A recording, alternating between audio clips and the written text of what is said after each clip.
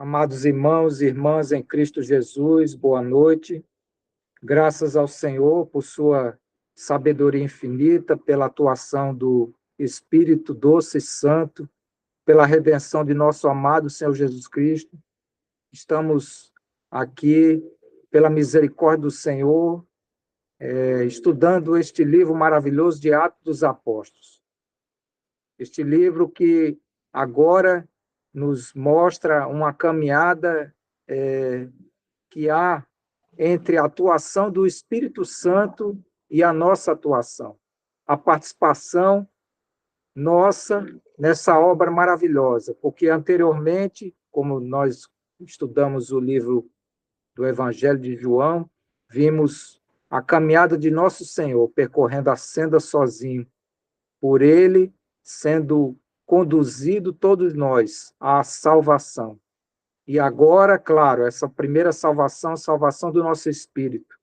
E agora, com a ascensão de nosso Senhor, sua morte, ressurreição, ascensão, entronização, o envio do doce e Santo Espírito, para agora, numa ação conjunta, o Espírito Santo e nós, sermos transformados agora em nossa alma, nos prepararmos da maneira mais adequada para nos tornarmos a noiva do nosso Senhor. Nessa caminhada de edificação, nós iniciamos o livro de Atos dos Apóstolos, os irmãos sabem muito bem disso, sempre é bom a gente fazer essa revisão, mostrando, a preocupação de nosso Senhor, mesmo depois de ressurreto, de acompanhar com os discípulos e prepará-los para que eles estivessem em Jerusalém, para aquele dia que seria o dia que o Espírito Santo desceria. Uma preparação que o Senhor fez questão de orientar os seus discípulos, a necessidade de eles estarem juntos. E aí nós acompanhamos esse estudo, vimos a descida do Espírito Santo, vimos aquele grupo de 120 que estavam congregando com os discípulos e essa maravilhosa manifestação do Espírito Santo. Vimos também, naquela ocasião, o primeiro operar dos dons do Espírito Santo, o dom de línguas, depois também o iluminar em Pedro de todo o seu discurso, em que olhamos para um homem que, aos olhos do mundo, poderíamos dizer, um homem culto, mas um homem ali cheio do Espírito Santo, fala coisas espirituais de forma maravilhosa, para manifestar o quanto é importante nós termos um coração diante do Senhor, mesmo nos achando que não somos muito capazes, não temos o conhecimento devido, mas o que o Senhor busca são corações, e corações adequados, como vimos o de Pedro, foi capaz de pronunciar aquele primeiro discurso em que nos maravilhamos.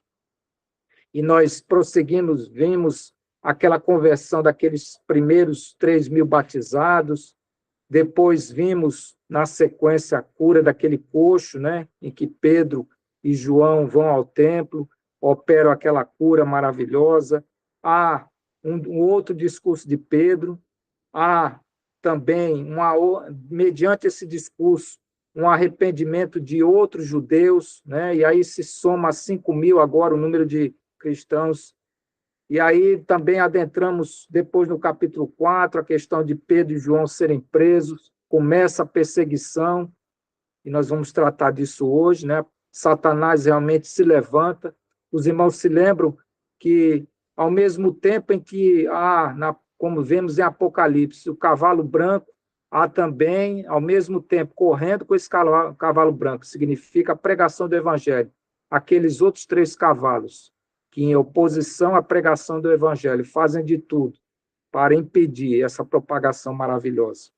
E aí nós temos, então, essa apresentação de Pedro e João perante o Sinédrio, a intrepidez desses homens perante o Sinédrio de não negar o nome de Jesus Cristo, não importa a situação, isso é maravilhoso. Nós vimos realmente como isso contribui para que mais e mais homens sejam convertidos, a demonstração também de uma igreja em oração, e como é importante isso, meus irmãos. Uma igreja que ora, é uma igreja realmente que demonstra que o poder de Deus pode atuar mediante os nossos corações sendo constrangidos a nos reunirmos em oração. Isso é importante, isso precisa ser destacado. E, na sequência, mostra ali no próprio, e aí eu queria destacar, no próprio capítulo 4 de Atos dos Apóstolos, o versículo 33, que tem muito a ver com o que nós vamos ver hoje, diz assim: com grande poder os apóstolos davam testemunho da ressurreição do Senhor Jesus, e em todos eles havia abundante graça. O que vamos ler hoje não é uma coisa comum, isso é uma consequência de todo esse processo que iniciou quando o nosso Senhor acompanhou aqueles discípulos após a ressurreição, os preparou para o dia de Pentecoste.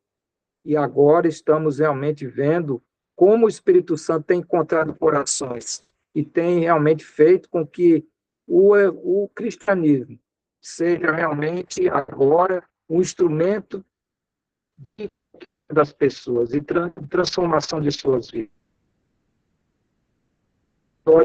Não muito favorável, capítulo 5 de Ananias e Safira, corações ainda não muito adequados, corações desejosos em fazer coisas que o Senhor não permitiu ainda fazer. Isto também tem que nos chamar a atenção. Precisamos realmente ir diante do Senhor, da sua vocação para cada um de nós. Não nos imitemos, irmãos, em relação a obras que A, B ou C, irmão A, B ou C faz. Peçamos ao Senhor que Ele nos indique a direção daquilo que devemos fazer.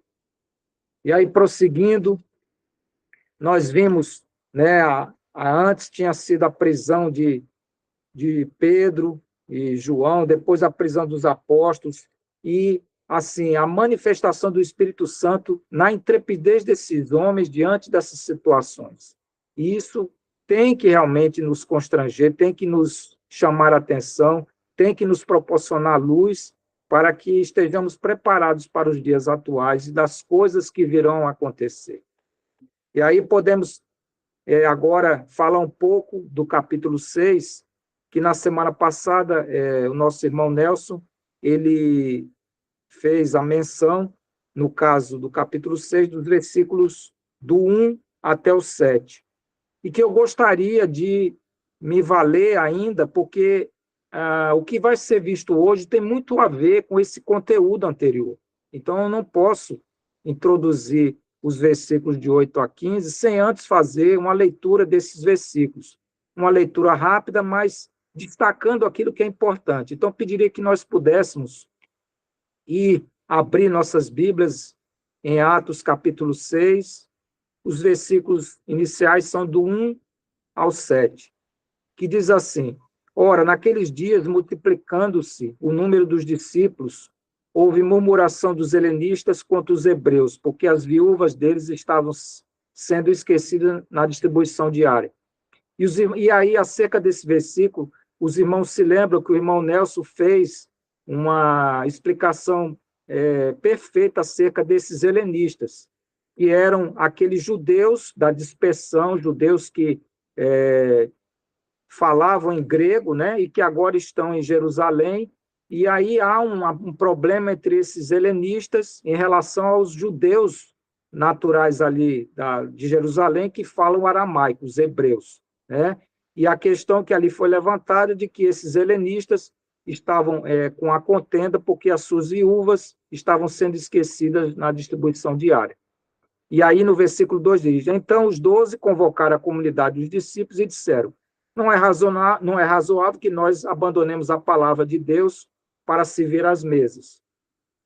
Mas, irmãos, versículo 3 agora: escolhei dentre vós 7 homens de boa reputação, cheios do espírito e de sabedoria, aos quais encarregaremos desse serviço.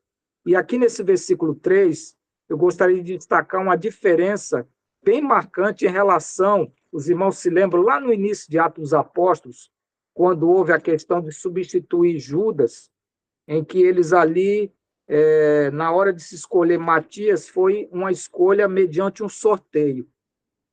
E aí é interessante que essa prática ela foi abandonada, por quê? Porque hoje há uma interação entre nós e o Espírito Santo, então não há mais como fazer aquele evento que aconteceu ali, e não estou repreendendo nem nada, só dizer que ele é um evento que ficou ali, naquele momento que eles lançaram sorte, como está em Atos 1, 26, quando a sorte veio a cair sobre Matias. Só que isso não mais vai acontecer. Agora é interessante que haja a interveniência do Espírito Santo mediante oração. E aí no versículo 3 diz isso: escolhei dentre vós 7 homens, e como eles vão escolher esses 7 homens de boa reputação, cheios do Espírito e sabedoria, aos quais encarregarão desse serviço? Mediante oração, mediante a interveniência do Espírito Santo. E aí no versículo 4 diz: e quanto a nós nos consagraremos à oração e ao ministério da palavra. E o versículo 5: o parecer agradou a toda a comunidade, e elegeram Estevão. E não elegeram assim, vamos escolher Estevão. E os demais que estão aqui, homens cheios de fé, do Espírito Santo, Filipe, Prócoro, Nicanor, Timão, Pármenas e Nicolau. Essa escolha não foi uma escolha como antes, no sorteio, ou mediante ali eles mesmos, mas, como diz aqui, elegeram Estevão, homem cheio de fé e do Espírito Santo. Então, demonstra que tudo foi debaixo de oração, demonstra que tudo foi com a participação do Espírito Santo. E isso é importante para nós, meus irmãos. Tudo aquilo que for decidido na igreja não vai ser decidido por sortes, nem pelo que eu acho ou que o outro irmão acha, mas sim por entregarmos ao Espírito Santo mediante oração. E ele, com certeza, apontará, como apontou aqui, Estevão, homem cheio de fé e do Espírito Santo, homem, inclusive, que será objeto da pregação de hoje. Filipe, Prócoro, Nicanor, Timão, Pármenas e Nicolau. Esses homens, com certeza, indicados pelo Espírito Santo, pela entrega desses irmãos, dessa comunidade, em oração. E aí os 6, apresentaram-no perante os apóstolos, e estes, orando, lhes impuseram as mãos.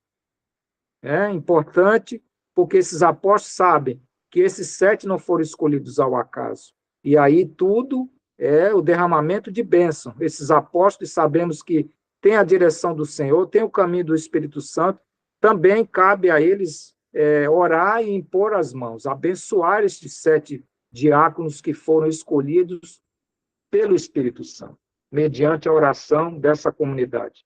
O versículo 7 diz: crescia a palavra de Deus, e em Jerusalém se multiplicava o número dos discípulos. Também muitíssimos sacerdotes obedeciam à fé. E nós precisamos entender também que o caminhar de Atos dos Apóstolos, irmãos sabem disso, a palavra primeiro será pregada em Jerusalém, Samaria, até os confins da terra. E nós estamos vendo até aqui essa expansão do evangelho em Jerusalém. E vamos começar agora a vislumbrar que o evangelho vai aumentar a sua capacidade de apanhar pessoas, de pescar essas pessoas. Nós vamos sair de Jerusalém e aí, claro, daqui por diante nós vamos ver algo em torno disso, a necessidade agora de se expandir esse evangelho. Não só os judeus, como estamos vendo aqui, não só os judeus naturais ali mesmo de Jerusalém, que falam o aramaico, mas estamos vendo agora adentrar os helenistas, né, que são aqueles judeus da dispersão, homens que viviam fora de Jerusalém, que agora estão em Jerusalém, que falam grego, mas não há nenhuma diferença, como já vimos, entre judeus, cita, entre qualquer um, todos aqueles que tiveram coração, em que a palavra for semeada, e eles tiverem realmente essa adequação, serão convertidos ao Senhor. E aí, hoje, nós vamos dar entrada, então, nesses versículos do 8 ao 15, que dão conta desse primeiro diácono escolhido, Estevão, homem cheio de fé e do Espírito Santo. Muito importante isso, essa qualificação de Estevão. Não só ele, como os demais também. Não só Estevão é homem cheio de fé e do Espírito Santo, assim como Filipe, Prócoro, Nicanor, Timão, Pármenas e Nicolau. Nenhum deles é fora dessa qualificação. Todos são homens cheios de fé e do Espírito Santo. Então, hoje, nós vamos falar um pouco de Estevão, o exemplo de Estevão, e a repercussão desse exemplo sobre nós, os santos de hoje. O que o Senhor quer conosco ao relatar as qualificações ou a vida desse diácono escolhido em oração pelo Espírito Santo para servir às mesas, que muito mais do que isso, não só serviu às mesas, mas também pregou o evangelho, também curou, também anunciou a muitos que ainda não conheciam Jesus de Nazaré. Então, irmãos, vamos fazer primeiro a leitura e depois, no caso,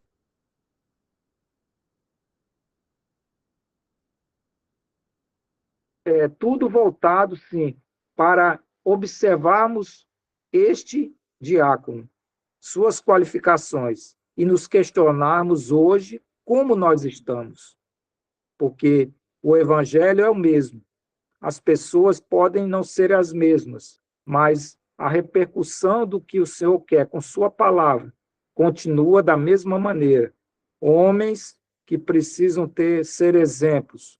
Homens, o Senhor não se revela a pecadores. O Senhor realmente busca homens santos. Homens e mulheres maduros, não crianças. Estevão aqui, para o que vai acontecer com ele, não é um menino, não é um bebezinho espiritual.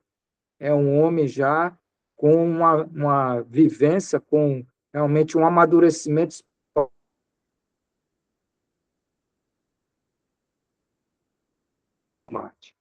Então, meus irmãos, vamos fazer a leitura, pedir que os irmãos me acompanhassem. Então, leitura dos versículos do 8 ao 15. E aí o tema é Estevão perante o Sinédrio. Estevão, cheio de graça e poder, fazia prodígios e grandes sinais entre o povo.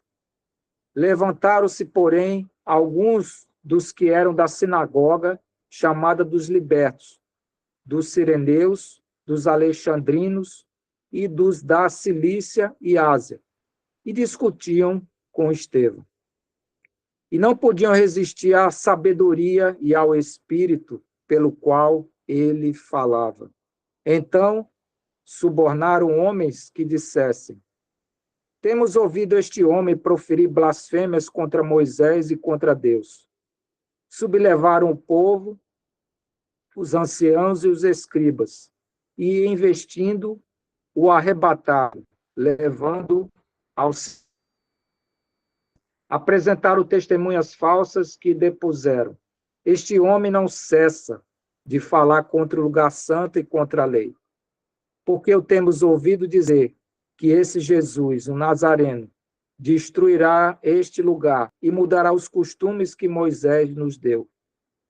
Todos os que estavam assentados no sinédrio, fitando os olhos em Estevão, viram seu rosto como se fosse rosto de anjo. Então, meus irmãos, eu vou fazer dessa leitura os comentários sobre todos esses versículos.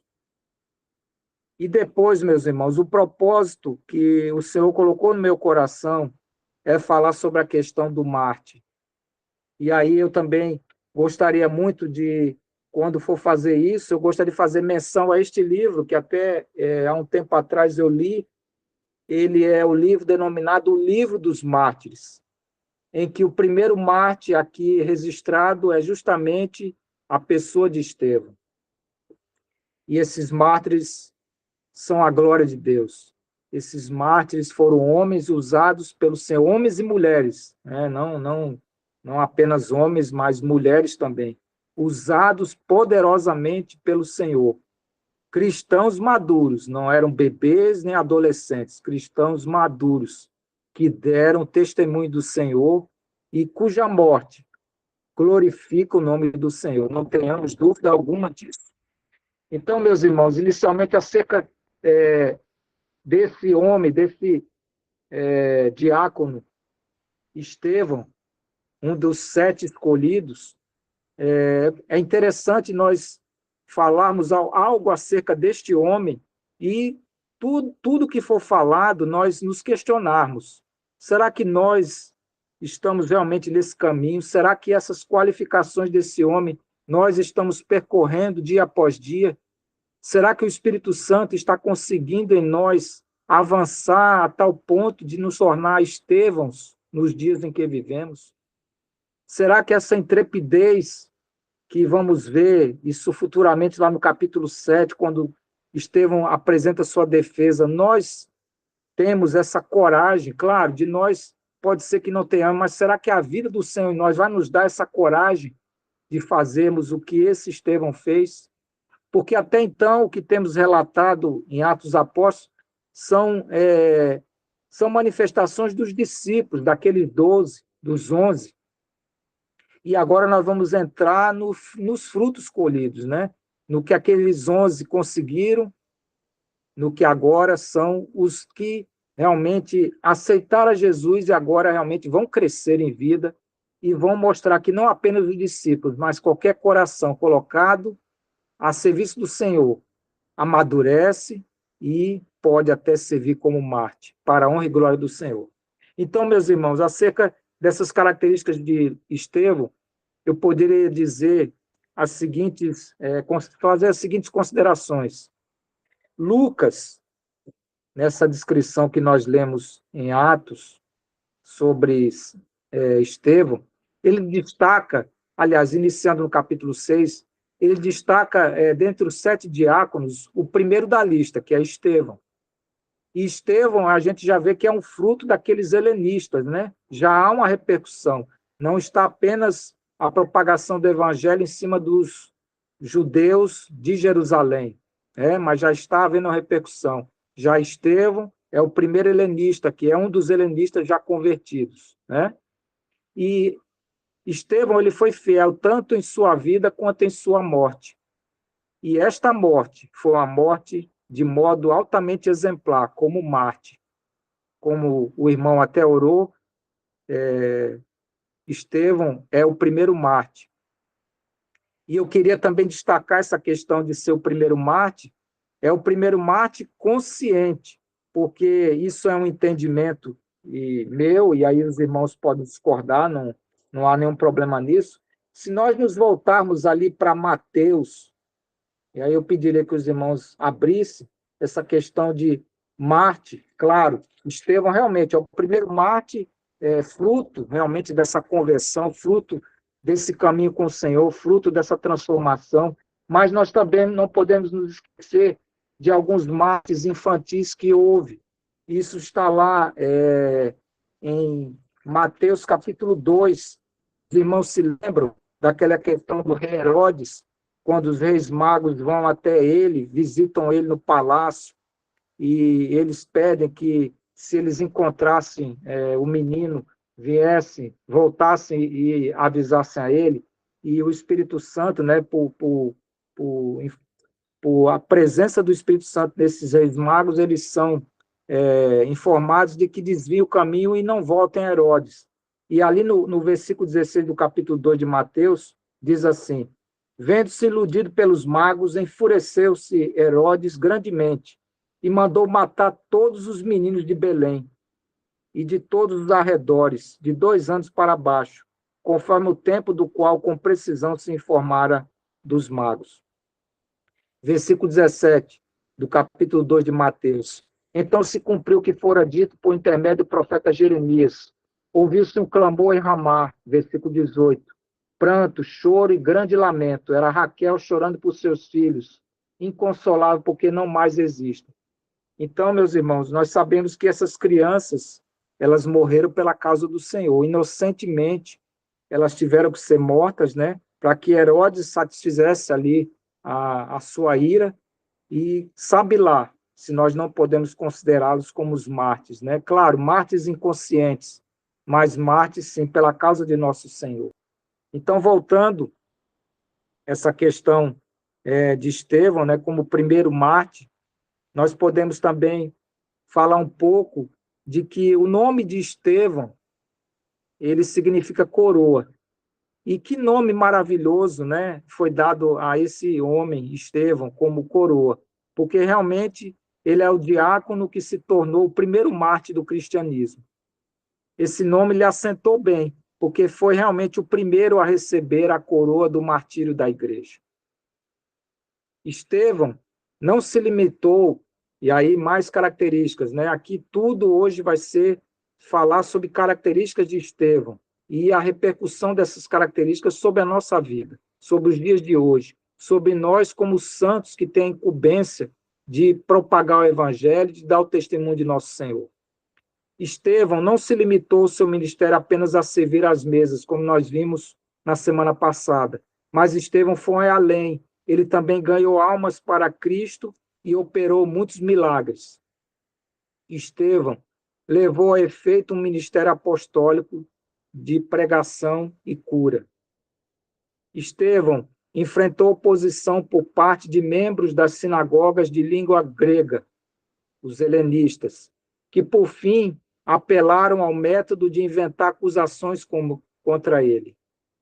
Essas acusações enfureceram os judeus de língua grega e também os líderes judeus de língua hebraica, os quais faziam parte do concílio, o Sinédrio, que recebeu e julgou as acusações contra Estevão, condenando-o com a pena de apedrejamento por blasfêmia, conforme se encontra lá em Levítico, capítulo 24, versículo 16. O tratamento que foi dado a Estevão foi muito semelhante à maneira como os líderes judeus trataram Jesus. Os irmãos agora se recordam, já que eles, no caso de Estevão, contrataram testemunhas para depor contra ele, os irmãos se lembram disso, também semelhantemente ao nosso Senhor. Nesse episódio de Estevão, instigaram o povo, que por sua vez o acusou de atacar a lei de Moisés e o templo, e também, por fim, depois de ouvirem o seu testemunho, o executaram. Então, a semelhança entre o que fizeram com nosso Senhor e também com Estevão. Podemos também, meus irmãos, destacarmos aqui 4 marcas de Estevão, esse gigante de Deus, esse homem maduro, esse servo de Deus que estava realmente em condições de ser o primeiro mártir. A primeira marca de Estevão é que sua vida era irrepreensível. Isso para nós tem que nos constranger. E aí vem a pergunta: será que nós, hoje, como santos, aqueles que dão prosseguimento a esse livro de Atos dos Apóstolos, somos aqueles que temos uma vida irrepreensível? E essa condição de irrepreensível é em todos os aspectos, meus irmãos, não é só sobre o cunho espiritual. Será que nós somos cidadãos que cumprimos as leis, pagamos nossos impostos, não devemos nada a ninguém, não temos o nome sujo em SPC, Serasa ou coisa do gênero? E isso eu não estou apontando o dedo para ninguém, isso é para que cada um de nós possa se constranger. Será que nós devemos ao dono do bar do lado? Será que nós estamos devendo ao cabeleireiro, a isso ou aquilo? Então não adianta só dizer, não tenho o meu nome sujo no SPC, mas estou devendo ao meu vizinho, peguei emprestado alguma coisa e não devolvi. São coisas simples e que nos levam a essa condição de sermos irrepreensíveis. Somente aqueles que forem irrepreensíveis, assim como foi Estevão, pode ser usado pelo Senhor. E essa condição dele ser repreensível está relatada no capítulo 6, que nós lemos, versículo 3, quando foi a escolha daqueles diáconos. Ali diz: homens de boa reputação, cheios do espírito e de sabedoria. Estevão, como os demais diáconos, era homem de boa reputação, cheio do Espírito Santo e de sabedoria. Sua vida era a vida do seu ministério, seu caráter era o alicerce de seu trabalho. Não havia um abismo entre sua vida, seu trabalho, suas palavras, suas obras, seu caráter e seu desempenho. E aí tudo isso está sendo falado acerca de Estevão. É para nos questionar, será que somos assim? Se existe uma palavra que caracteriza a vida de Estevão, é cheio. Daí essa condição de que Estevão era realmente um cristão maduro. Ele era um homem cheio de Deus. Sua vida não era apenas irrepreensível, mas também plena, e plena do Espírito Santo. É possível, meus irmãos, destacar alguns aspectos dessa plenitude que era observada em Estevão. E há 4 aspectos disso. Estevão era cheio do Espírito Santo. Isso se encontra registrado lá no capítulo 6 de Atos dos Apóstolos, versículos 3 e 5. E aí podemos dizer que todo homem está cheio de alguma coisa. Está cheio do Espírito Santo ou de si mesmo. Está cheio de Deus ou de pecado. E a pergunta vem para nós. Estevão era um homem que estava cheio do Espírito Santo. E a pergunta vem, será que nós estamos cheios do Espírito Santo ou estamos cheios de nós mesmos? Será que nós estamos cheios de Deus ou cheios de pecado? Porque se não estivermos cheios de Deus, não poderemos ser usados como Estevão foi usado. A outra marca, a outra característica é que Estevão era cheio de fé. Isso se encontra em Atos, capítulo 6, versículo 5. Estevão fora salvo pela fé, vivia pela fé, vencia o mundo pela fé e era cheio de fé. A outra característica, outro aspecto da plenitude desse servo Estevão é que Estevão era cheio de sabedoria. Sabedoria é muito, mas muito mais do que o conhecimento. Sabedoria é o uso correto do conhecimento, é olhar para a vida com os olhos de Deus. E aí eu queria me aproveitar de um exemplo muito interessante, que é uma coisa comum assim do conhecimento humano, para distinguir sabedoria de conhecimento. E vejam como é importante, vejam como é interessante. Conhecimento lhe dá, por exemplo, a condição de você olhar para um tomate e, pelo que você conhece, dizer tomate é uma fruta. Porém, sabedoria é você agora, sabendo que tomate é uma fruta, não colocar tomate, por exemplo, numa salada de frutas. Então, os irmãos conseguem perceber o grau elevado do que é sabedoria. A sabedoria é saber como utilizar aquelas coisas que o conhecimento me provém, me fez achegar. Então, sabedoria é muito mais do que conhecimento. Então, é importante fazer essa distinção entre o que é conhecimento e sabedoria. E dizer que Estevão era um homem realmente de sabedoria, cheio de sabedoria. Um outro aspecto dessa plenitude de Estevão é que era um homem cheio de graça. Havia em Estevão abundante graça. Sua vida era uma fonte de bênção. Seu coração era generoso. Suas mãos eram dadivosas. E sua vida um vaso transbordante de graça. Estevão era um homem cheio de doçura. E uma outra característica, né, outro aspecto dessa plenitude de Estevão, daí realmente podemos dizer que era um servo maduro, é que Estevão era cheio de poder. E aí podemos também nos basear com o que está lá, que foi lido hoje, no que se encontra em Atos, capítulo 4, versículo 33, que lá diz: com grande poder os apóstolos davam testemunho da ressurreição do Senhor Jesus, e em todos eles havia abundante graça. Então, essa abundante graça é decorrência de todo esse processo, como nós vimos desde o capítulo 1 de Atos dos Apóstolos. Essa providência, inicialmente com discípulos, né, mas agora está se propagando pelos demais. E aí, podemos, nessas 4 marcas de Estevão, né, a primeira, realmente, a vida dele irrepreensível, podemos dar continuidade a essas 4 marcas e dizer que também que a segunda marca de Estevão, como realmente um homem maduro de Deus, é que Estevão era um homem revestido com o poder de Deus para fazer milagres e muitos sinais entre o povo. Ele falava e fazia, pregava e demonstrava.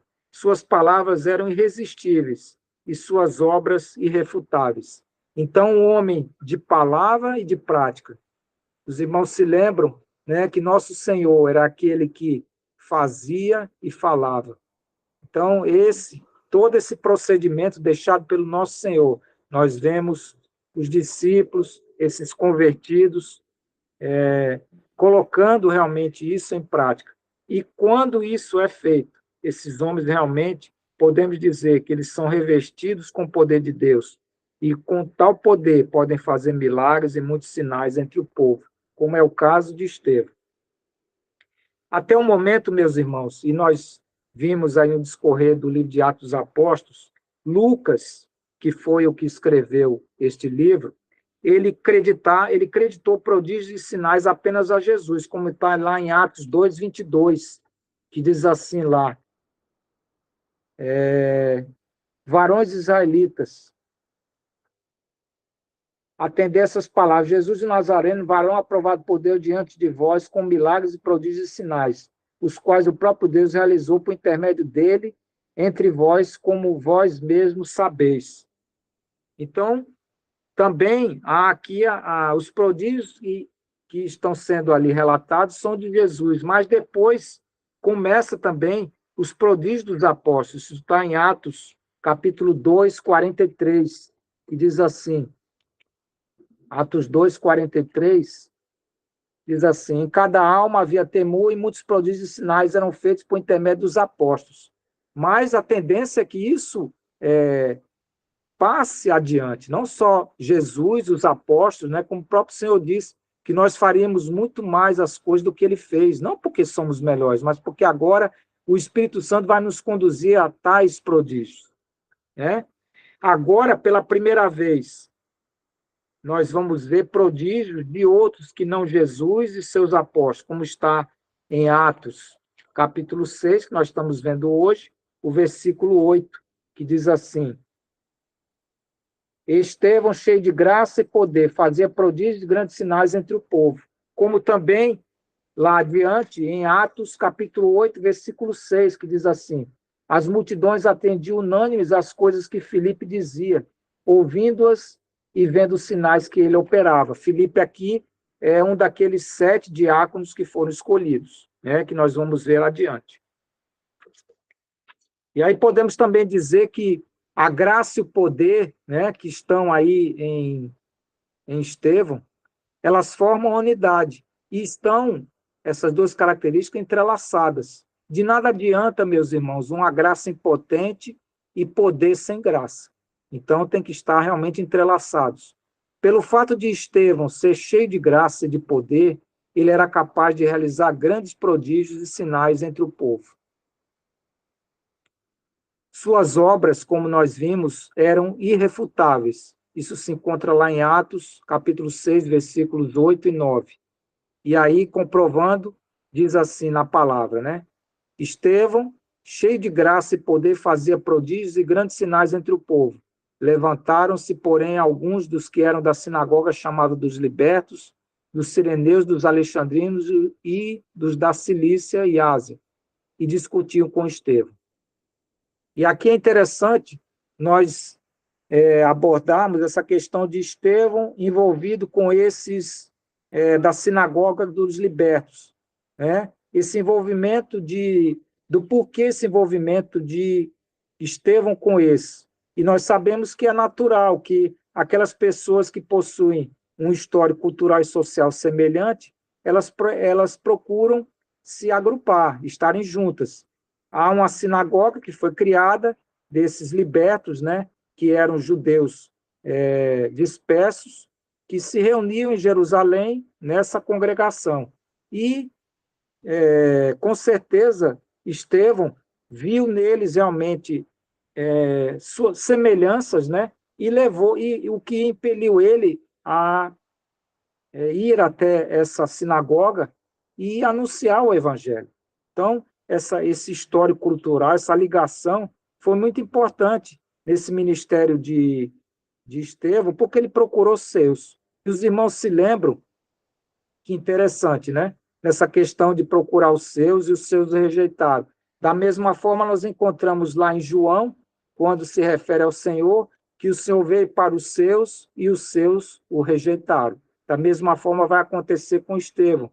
Estevão, convertido, ele lembra-se da necessidade de ir até os seus, né? E realmente até a sinagoga onde os seus lá se reuniam para anunciar as boas novas, né? Então, isso é mais do que natural acontecer. E é importante, né, que Estevão fez aquilo que é tão natural, a gente procurar aqueles com quem a gente se identifica para anunciar o evangelho, assim como nosso Senhor, que veio para os seus e foi rejeitado. Isso aconteceu também com Estevão. Aí podemos também falar um pouco de toda essa história de rejeição de Estevão, né? Diante da sua disposição em anunciar o evangelho aos seus, aqueles que ele tinha uma ligação histórico-cultural semelhante, e a rejeição, podemos dizer que houve 3 estágios desse antagonismo que nasceu entre esses que se reuniram nessa sinagoga, chamada dos libertos, em relação a Estevão. Então, foram 3 estágios. O primeiro é uma discussão que se encontra em Atos Apóstolos, capítulo 6, versículo 9b e 10. Depois, a coisa agravou, passou para uma difamação. Isso está em Atos 6, os versículos 11 e 12a. E, por fim, a condenação, que se encontra nos versículos do capítulo 6, 12b, e também adentrando até o versículo 7, que vamos ver, talvez na semana que vem, com o julgamento e a condenação dele. Uma outra característica, né, uma terceira, acerca de Estevão, é que suas palavras eram irresistíveis. Isso está lá em Atos, capítulo 6, dos versículos 10 a 14. E podemos dizer que um homem cheio do Espírito, de fé, sabedoria, graça e poder, ele é amado pelo céu e odiado pelo inferno. Faz maravilhas entre os homens e ganha a oposição dos inimigos da cruz. Não foi muito diferente com Estevão. E aí podemos trazer aqui o relato de Lucas, né, que se encontra aqui em Atos dos Apóstolos, acerca disso. Como diz lá, e não podiam resistir à sabedoria e ao Espírito pelo qual ele falava. Então subornaram homens que dissessem: temos ouvido este homem proferir blasfêmias contra Moisés e contra Deus. Sublevaram o povo, os anciãos e os escribas, e, investindo, o arrebataram, levando-o ao sinédrio. Apresentaram testemunhas falsas que depuseram: este homem não cessa de falar contra o lugar santo e contra a lei, porque o temos ouvido dizer que esse Jesus, o Nazareno, destruirá este lugar e mudará os costumes que Moisés nos deu. Isso está em Atos, capítulo 6, dos versículos de 10 a 14. E aqui é interessante dizer que essa mesma situação pela qual Estevão passou, nós podemos também dizer que mais adiante vamos ver que Saulo, né? Saulo de Tarso, Paulo, vai também passar por esse problema. Isso se encontra lá no capítulo 9 de Atos dos Apóstolos, o versículo 29, que diz assim, Atos 9, 29. Vamos falar um pouco sobre a questão de que também não só Estevão foi perseguido por esses helenistas, né? Aqueles judaicos que falam grego, mas que ainda não se converteram ao cristianismo, que estão na sinagoga, e que Estevão tenta alcançá-los com a libertação da palavra do Senhor. Lá diz assim: falava e discutia com os helenistas, mas eles procuravam tirar-lhe a vida. Então vejam que após Estevão, Saulo também é vítima dessa mesma situação, né? E aí, voltando lá na questão de Estevão, podemos ainda falar que os adversários de Estevão, eles não podiam resistir à sabedoria e ao espírito pelo qual ele falava. E o Senhor havia dito aí isso aos discípulos, na medida em que forem levados, né, presos diante de reis, de autoridades, não vos preocupeis com o que será dito. O Espírito Santo lhe dará poder para que realmente aquilo que falarem não haverá como ser refutado, não haverá como ser objeto de qualquer contestação. E isso é o cumprimento da palavra que o próprio Senhor disse. Né? E aí, a questão é que, como eles não podiam se debater contra aquilo que Estevão falava, a forma agora é através de acusarem ele de blasfêmia, né? De mentirem, fazerem toda essa tentativa de humanamente impedir esse avanço daquilo que seria a propagação do evangelho, né? Satanás realmente com suas artimanhas, seduzindo esses homens, levaram eles a que pudessem realmente contratar aqueles que mentiriam e que apresentassem acusações contra Estevão, como nós vimos também que aconteceu com nosso Senhor. E aí, sobre a questão de toda essa acusação contra Estevão, podemos dizer que foi uma acusação dupla. Eles acusaram Estevão de blasfêmia contra Moisés e contra Deus, contra o templo e contra a lei. Perante o Magno Pretório Judaico, né, o Sinédrio, as testemunhas subornadas pelos líderes religiosos apresentaram contra Estevão pesadas acusações. E quais foram essas acusações? Este homem não cessa de falar contra o lugar sagrado e contra a lei. E aí sabemos que os judeus, eles são extremamente preciosos, né, com relação a duas questões, o templo e a lei, né? Eles entendiam que só no templo poderiam oferecer sacrifício e só ali poderiam adorar verdadeiramente a Deus. A lei jamais poderia ser mudada, mas eles acusavam Estevão de dizer que o templo desapareceria e a lei nada mais era do que um passo para o evangelho. Essas acusações eram gravíssimas, uma vez que o templo era, segundo a interpretação dos judeus, era o lugar santo, símbolo da presença de Deus entre o povo, e a lei era a revelação da vontade de Deus. Falar contra a casa de Deus e contra a palavra de Deus era blasfêmia, um pecado sentenciado com a morte. Importante, meus irmãos, destacar que foi a mesma preocupação zelosa com o templo por parte dos judeus da dispersão que justificou a prisão posterior de Paulo. Aí, como nós falamos em Paulo, dos versículos 9 a 29, se nós formos lá em Atos capítulo 21, os versículos 27 e 28, vamos ver que dessa mesma forma houve um discurso semelhante para que Paulo fosse preso. Então, e também sempre destacando que essas mesmas acusações foram feitas contra Jesus, usando o mesmo artifício de falsas testemunhas. Jesus foi condenado pelo pecado de blasfêmia por esse mesmo sinédrio. E aí também podemos nos valer, isso vai estar lá no capítulo 7, quando formos estudar, porque quando Estevão apresenta sua defesa, isso aí podemos ver lá no capítulo 7, os versículos 48 e 49, diz assim: entretanto, não habita o Altíssimo em casas feitas por mãos humanas, como diz o profeta. O céu é o meu trono e a terra o estrado de meus pés. Que casa edificareis, diz o Senhor, ou qual é o lugar de meu repouso? Então, por essas palavras de Estevão em sua defesa, nós podemos fazer uma interpretação de que Estevão ele foi alcançado com aquela pregação que houve do Senhor com aquela mulher samaritana. Lembra que o Senhor disse à mulher samaritana que nem no Monte Gerazim, nem em Jerusalém seria mais o lugar, mas que os vereadores e adoradores do Senhor adorariam Ele em espírito e em verdade.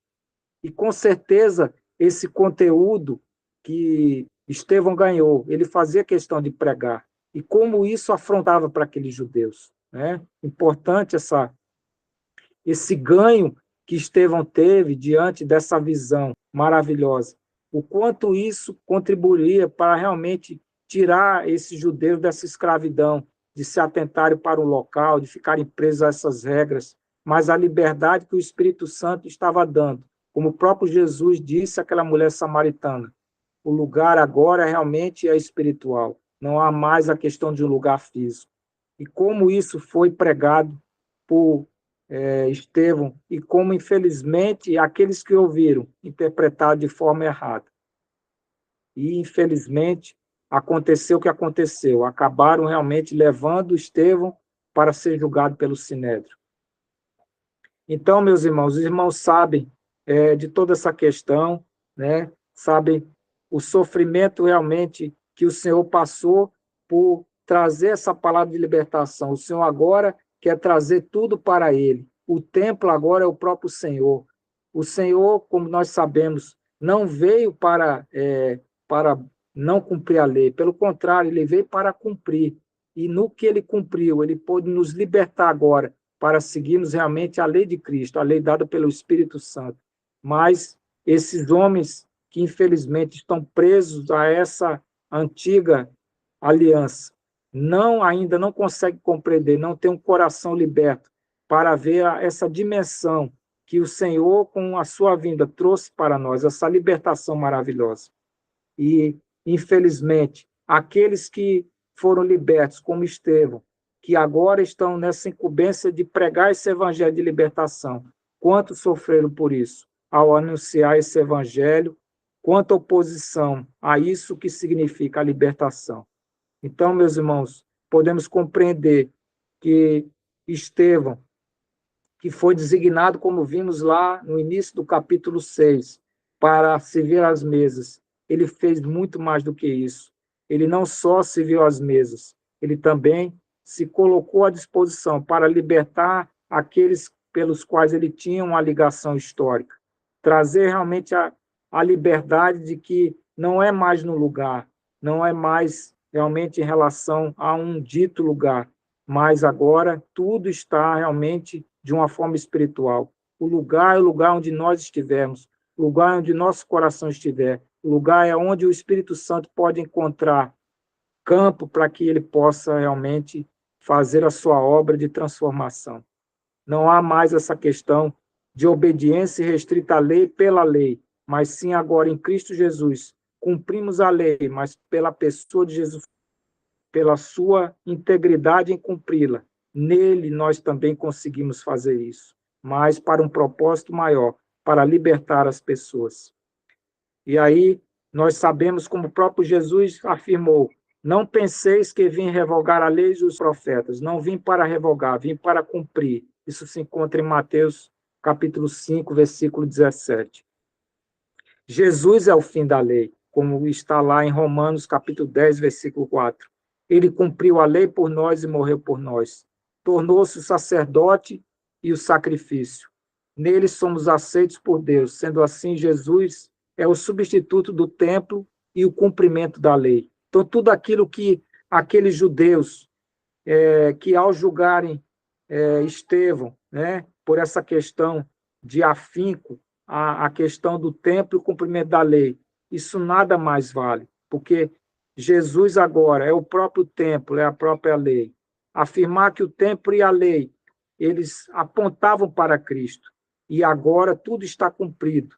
E Jesus Cristo agora é ao mesmo tempo o templo e a lei, e nele nós descansamos. Louvado seja o nome do Senhor. Estevão, ele não blasfemava contra o templo nem contra a lei. Ao contrário, ele estava alinhado com a mesma interpretação de Jesus, conforme se encontra em João capítulo 2, versículos 19, Marcos capítulo 14, versículo 58, e Marcos também capítulo 15, versículo 29. Porém, meus irmãos, a despeito de toda essa revelação de Estevão, dessa pregação maravilhosa, a luz dessa verdade cegou os olhos dos membros do Sinédrio, em vez de lhes clarear a mente. A oposição desceu da teologia para a violência. Essa mesma ordem de acontecimentos repetiu-se muitas vezes, como nós vamos ver no decorrer de todo esse estudo de Atos dos Apóstolos. Quando isso fracassa, as pessoas iniciam uma campanha pessoal de mentiras. Finalmente recorrem a ações ilegais numa tentativa de se livrarem do adversário pela força. Esse exemplo de Estevão mostra muito bem isso. Em vez deles acolher a mensagem da verdade com humildade, o Sinédrio preferiu sentenciar à morte o mensageiro. E uma quarta e última marca dessa pessoa de Estevão é que a sua paz era inexplicável. E aí nós podemos nos valer do que se encontra, né, no que nós vimos hoje, no versículo 15, que diz assim: todos os que estavam assentados viram seu rosto como se fosse o rosto de anjo. E aí, meus irmãos, é interessante, porque como alguém colocado diante de um julgamento, né? Ele ali diante daqueles que o julgariam, e toda pessoa que se coloca diante de um julgamento é natural que fique assustada, que tenha um comportamento de ansiedade, de ali demonstrar realmente insegurança. Como é possível dizer que quando eles viram o seu rosto, viram como se fosse rosto de anjo? Isso mostra realmente o que o Espírito Santo é capaz de fazer conosco, mesmo pessoas fracas, frágeis e mortais. Quando cremos no Senhor, quando colocamos toda a nossa, depositamos toda a nossa esperança no Senhor, Ele consegue fazer coisas das quais nós não temos a capacidade. Essa serenidade de Estevão, ela reprova totalmente a fúria daqueles acusadores do Sinédrio. A paz de Estevão, ela denuncia o ódio dos membros do Sinédrio. Tratava-se da descrição de uma pessoa que fica perto de Deus e reflete algo de sua glória, como resultado de estar na sua presença. É muito significativo, meus irmãos, o fato de que o conselho, o Sinédrio, olhando para este que julga um prisioneiro no banco dos réus, visse seu rosto brilhando como se fosse de um anjo. Pois foi exatamente isso que ocorreu lá no rosto de Moisés, quando ele desceu do Monte Sinai com a lei.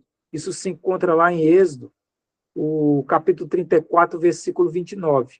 E aí, interessante, né? Da mesma forma que lá viram o rosto de Moisés como de anjo, agora está aí Estevão com esse mesmo rosto, a gente faz uma pergunta. Não terá sido propósito deliberado de Deus de dar a Estevão, acusado ali de se opor à lei, o mesmo rosto radiante dado a Moisés quando este recebeu a lei?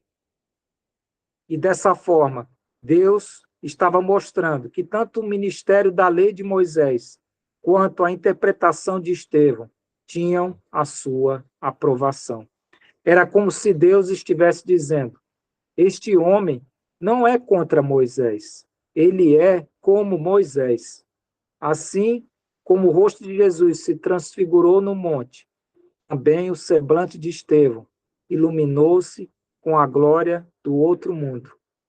Tal relato, meus irmãos, serve para demonstrar de forma viva a diferença entre entre o judaísmo decadente e o cristianismo renascente cheio do Espírito Santo. E aí, termino, no caso, essa exposição acerca das qualidades de Estevão e queria, como eu tinha dito para os irmãos, falar um pouco da questão dos mártires. E aí eu vou me valer do texto que se encontra no livro dos Mártires, para finalizar essa palavra de hoje.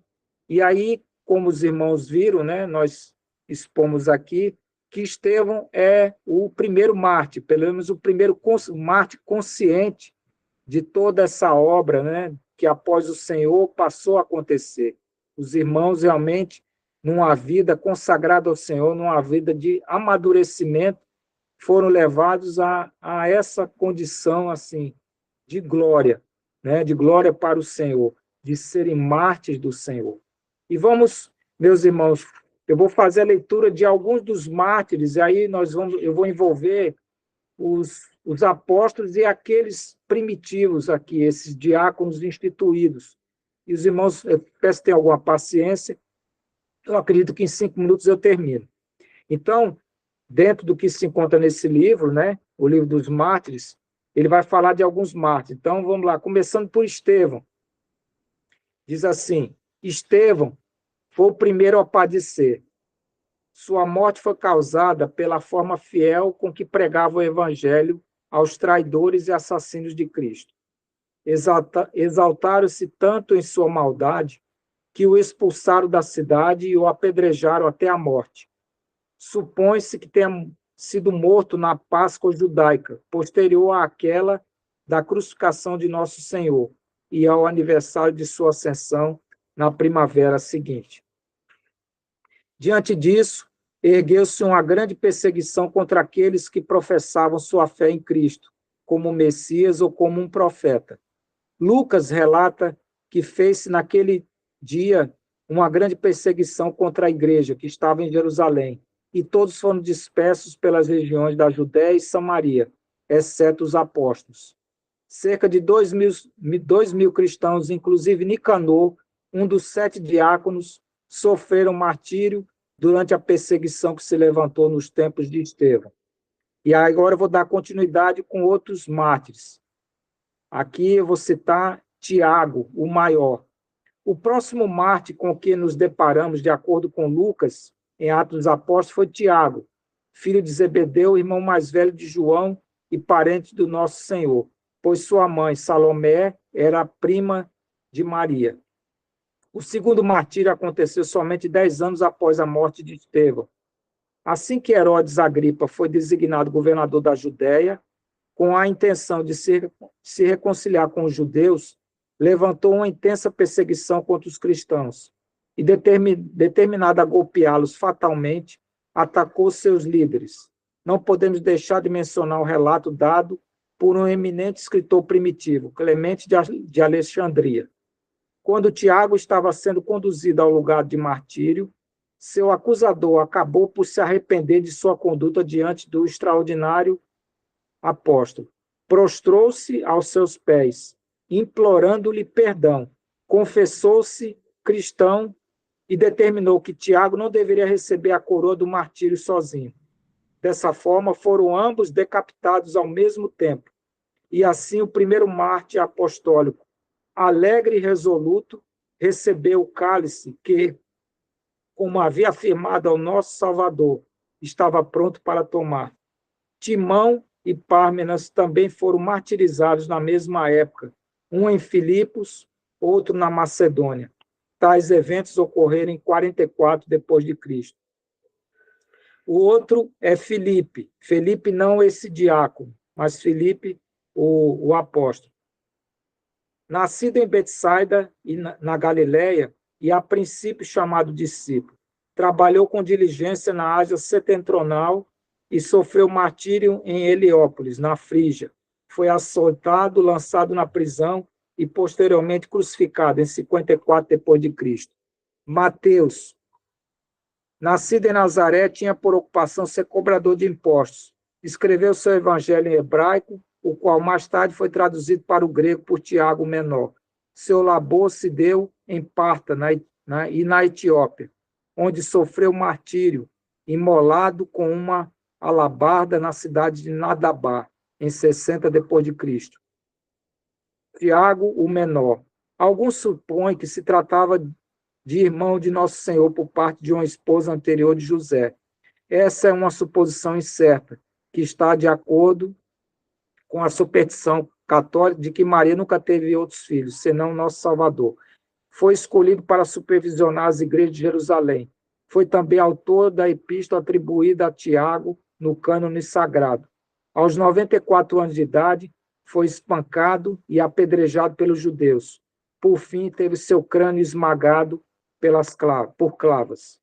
Matias, o menos conhecido dentre os discípulos, foi escolhido para ocupar o lugar de Judas.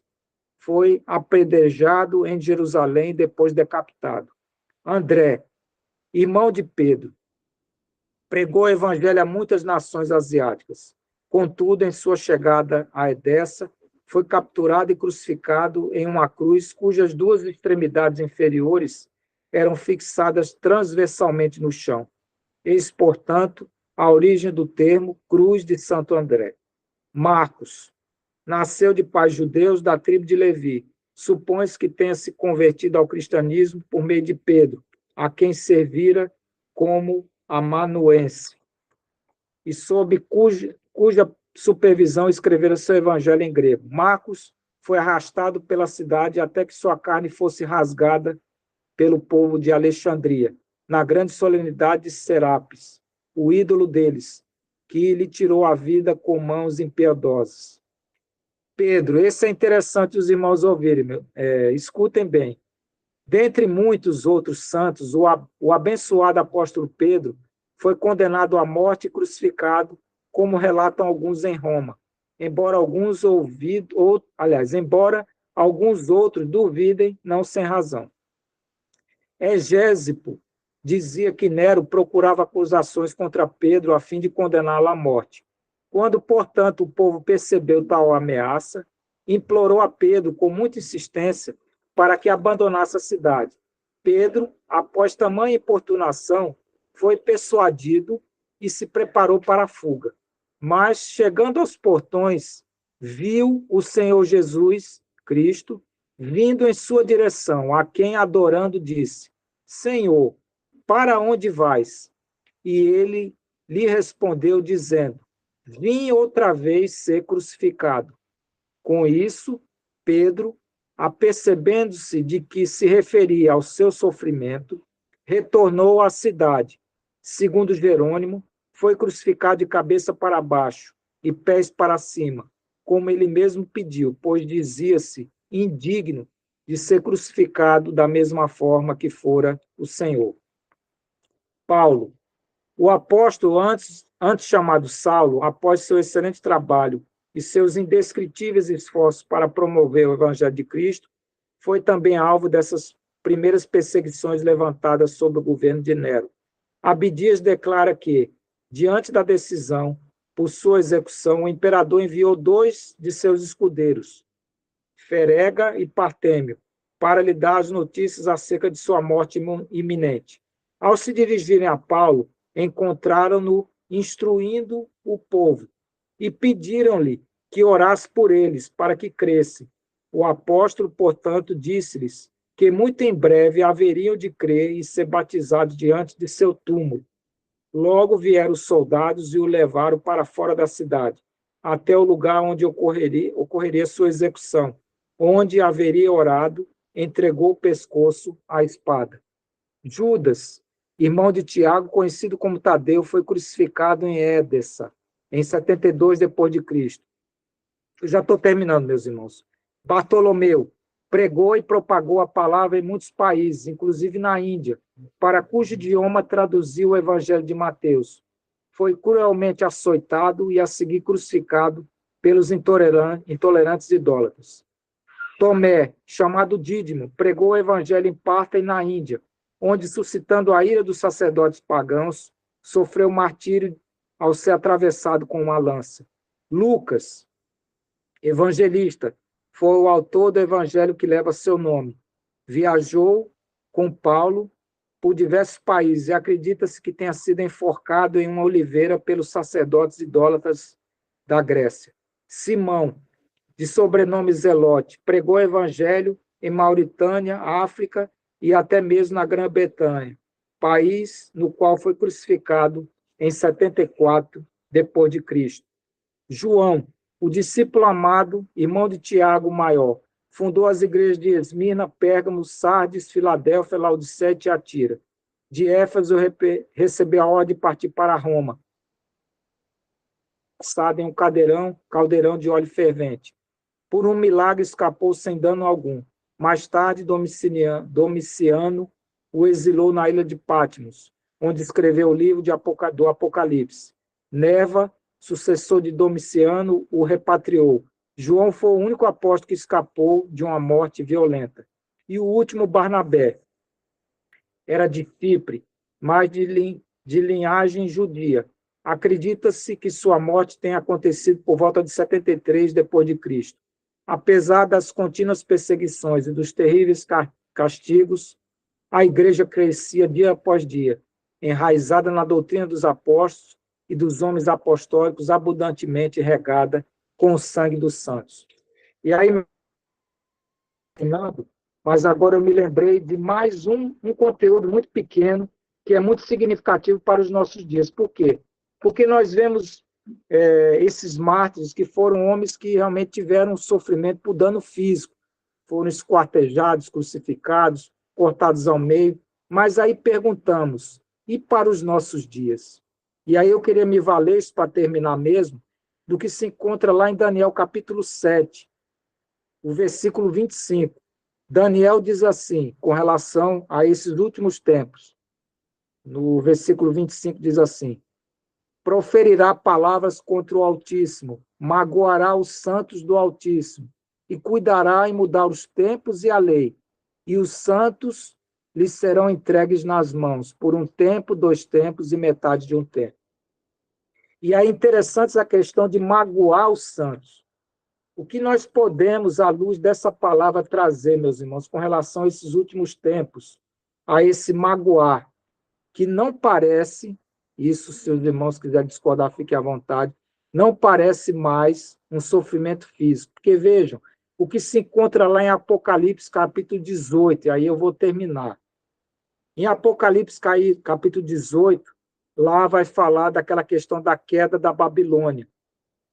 Se os irmãos puderem abrir lá, é interessante. No capítulo 18, versículo 9, lá vai falar sobre a lamentação quando a Babilônia cai, que diz assim: ora, chorarão e se lamentarão sobre ela os reis da terra, que com ela se prostituíram e viveram em luxúria, quando viram a fumaceira do seu incêndio. O 11 diz, e sobre ela chora e pranteia os mercadores da terra, porque já ninguém compra a sua mercadoria. E vejam como é interessante, esse versículo 11 vai falar de uma mercadoria. E o versículo